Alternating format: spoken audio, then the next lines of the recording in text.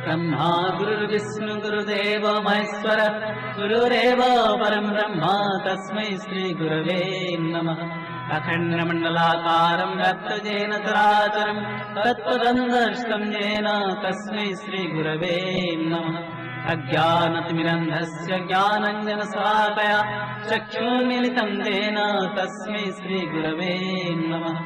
स्थावरजङ्गमव्याप्तं येन कृष्णं चराचरं तत्पदं दर्शितं येन तस्मै श्री गुरवे नमः। चित्रूपेण परिव्याप्तं त्रैलोक्यं सचराचरं तत्पदं दर्शितं येन तस्मै श्री गुरवे नमः। नाङ्गुरधिकं तप्त नाङ्गुरधिकं तपः तत्त्वज्ञानात् परं नास्ति तस्मै श्री गुरवे नमः।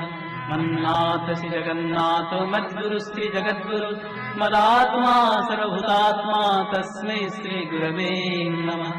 गुरुरादिर्नादिश्च गुरु परमदैवतं गुरो परतरं नास्ति तस्मै श्री गुरवे नमः।